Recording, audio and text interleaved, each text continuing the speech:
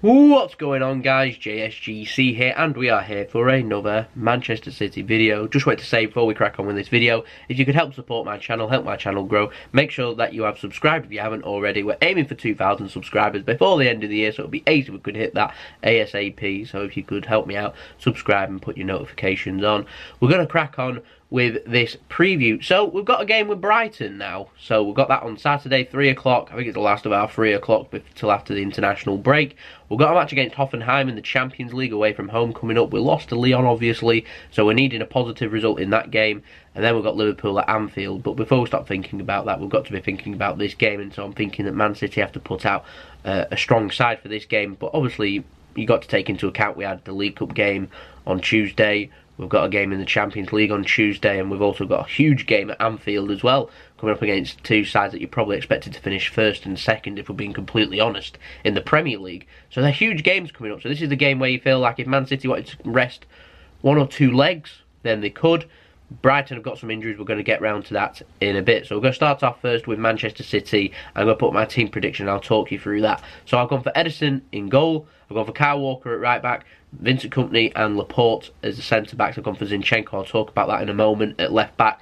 Gundogan sitting in front of the midfield with Phil Foden and Bernardo Silva. Again, I'll talk about that in a moment. Riyad Mahrez, Leroy Sané and Sergio Aguero. Now, I'm expecting we might see Danilo a little bit in this game too. He might come on for a substitute in terms of trying to rest Kyle Walker, so I don't expect him to do 90 minutes in this game, considering we've got two big games coming up against Hoffenheim and against Liverpool. And Danilo had a good game against Oxford. First game coming back, looked very settled, had a decent game in my opinion. We might even see Brahim Diaz come on for some minutes here. He had a very impressive game against Oxford too. He deserves minutes, and if you want to rest players, so I've not put Sterling in this side, we could, if results are going, if the game's going well for us, we could then play Brahim Diaz instead of using Raheem Sterling, which would be a way to go, and also save Sterling's legs for Hoffenheim and Liverpool, thinking ahead there. This won't be our strongest 11, it'll be a strong side. I don't think it'll be our strongest 11.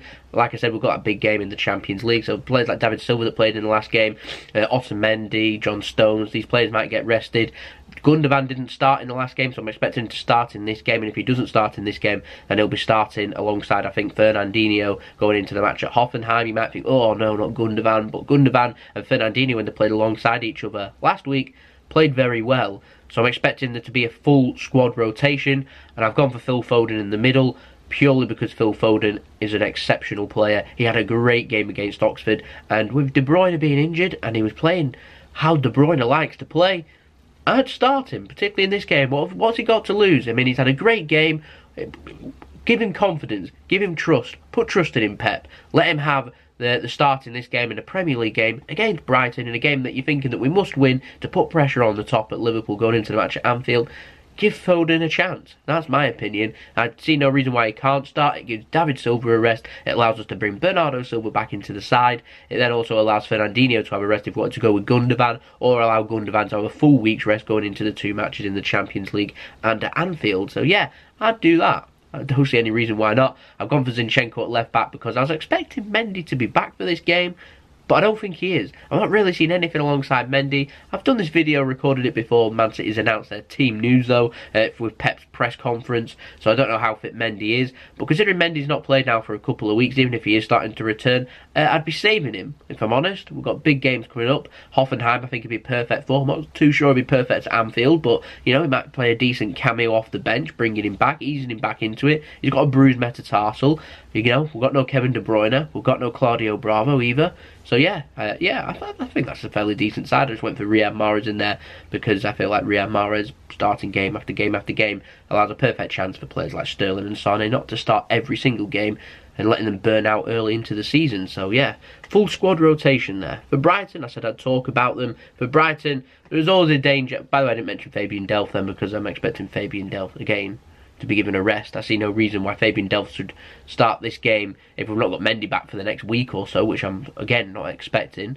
Then Fabian Delph, obviously, I'm not too sure it's a great idea with his past track record with injuries to unnecessarily be starting him and playing him for 90 minutes 3 times in a week. That's why I've gone for Zinchenko. He played in the last game. His confidence will be up. He had a decent game. Put him in again. Again, I'm not expecting Brighton to be anywhere near as difficult in terms of pressing and thinking as what Hoffenheim and Liverpool will. That's no disrespect. I'm just saying they've not got the pace and the attack and the running legs to hurt Man City's defence. So unnecessarily putting out players there when they don't really need to be out there. I'd set up with a team that's more skillful, and let's face it, Zinchenko is a very skillful player. Now for Brighton, like I said, their danger is with height up front. They've had the pace ripped from them with Enquiries still out injured. He's a big doubt for this game, just returning back from injury. So you're looking towards Glenn Murray, player that will knock it down, keep ball for them. But Man City play such a high line. They need to get in and around, put the ball into space, and they've not really got the pace. They've not got the pace out wide. They've not got the pace up front. That shouldn't cause Man City too many problems. Away from home, that they would. They're on their own turf with the home fans there. We've seen it with Manchester United. We've seen them push, I think it was Chelsea all the way too. This will be a difficult game, don't get me wrong. We're at home though. I'm expecting us to be able to control the ball, and I don't really see where the danger's coming from with Brighton. They've got some decent players.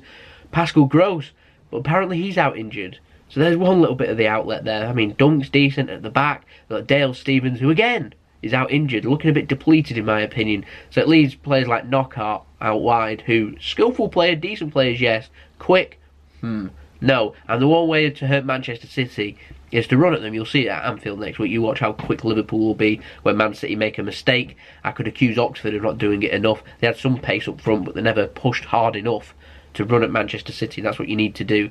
So this will be a difficult game for Brighton to be able to keep the possession. I'm expecting City to dominate the ball, and when Man City dominate the ball, you'll find it very difficult to keep Manchester City out, and I feel like Brighton need to have the game of their lives there to be able to do something. Now, they lost the last game. Brighton did 2-1 to Spurs. I didn't think they were that bad. Spurs quite clinical when they got going. That's a game what Man City need to be. But they've not won since beating Manchester United back in the middle of August. Managed to surprise them. They're 13th in the league. They're sitting on 5 points. This is going into another game now. I'm hoping that we can inflict defeat on them, and you know. So I don't mind Brighton. No, I don't want them to go down. I think they're a decent side. They're a club that's going on the up. I just don't think they've got enough about them to be able to hurt us. We need the 3 points here for going in at the top to put pressure on Liverpool and Chelsea going into that big game at Stamford Bridge tomorrow evening kickoff. So we play first, so we need to be first. So yeah, we can go temporary top with a win. Liverpool have a tricky away match, so if they don't win that game, then we're going to be top going into that match at Anfield, unless Chelsea thrash Liverpool. I mean, I think we're talking like 7, 8, 9 goals in favour of Chelsea for them to overtake us, because we've got a superior goal difference. But I'm expecting us to have our minds on Hoffenheim and Liverpool at Anfield. I'm hoping that doesn't distract us. I really am. I'm hoping that won't distract us from this game. We're putting out a solid team. Some of our players have had plenty of rest now. They've had a week's rest. Go in, be fresh, go and dominate the game, go and get the win. I'll be happy with any win. I don't think this will be a classic game. I think Man City will end up picking the win. I'm going to go for 2-0 Manchester City, and then I anticipate as soon as City get into that comfortable zone, if they end up getting there, then you'll see the changes. That's why I said players like Brahim Diaz you might see. I'm hoping that we'll see Phil Foden start in this game. This might be the making of Phil Foden. He has all the attributes there. He has all the confidence there to go and you know, take it to that next level. I'm not sure this season will be the season where Phil Foden becomes the player that everyone talks about. Perhaps next season. But we've got a little bit of a midfield crisis this season. Could Phil Foden be the guy just to fill in them gaps and get himself, what, 15, 20 league appearances, starting every game in the cup, and then move on from there, because he is a very good player. He battered Oxford, he was exceptional, he deserves a start in my opinion. Let me know your thoughts in the comments below. Also, don't forget to leave in the comments below your team prediction and score prediction. Any Brighton fans that are watching, please feel free to leave in any comments that you wish about what you think might happen in this game. I'm finding it difficult to see anything other than Manchester City dominating the game. It doesn't mean Man City are going to win the game. I've known teams frustrate us. Everton are a prime example. Go forward once or twice last season, ended up coming out with a 1-1 draw, and City ended up scoring in the second half. It can be done. So there we go. That's been the video. I hope you enjoyed the video. If you did enjoy the video, don't forget to leave a big thumbs up so I know that you enjoyed the video. Leave your thoughts in the comments below. Don't forget to press the red button, subscribe, put your notifications on so you can be notified when I've uploaded. I'll be uploading again tomorrow for another Man City video. This time it will be the analysis of this game. It's a 3 PM kickoff. British summertime, GMT, whatever you want to call it. So make sure you stay tuned and watch the game. Also, don't forget to check out my social media links in the description below. That is my Twitter and my Instagram. If you want to go and follow me on there, you can do. Keep you up to date with everything that's happening with Man City and in my life too. I'll also leave my email if you want to hit me up with any sponsorships or business enquiries. So hit me up on my email if you wish. That's in the description below. Also, don't forget to check out my second channel, Jason Sidlow Travel Man. I'll leave that link up at the end of the video, along with my brother's partner channel, Mixed, doing mixology drinks. I sometimes feature in these videos. You can go and check them out, like and subscribe over there. And don't forget to like and subscribe over here. Go check out my other videos. Don't forget to share, help my channel grow, and I'll see you all again tomorrow for the analysis of this Brighton game at home. So I'll see you all then, Blue. So it's been JSGC. Have a wonderful rest of your day. Peace. Ciao for now.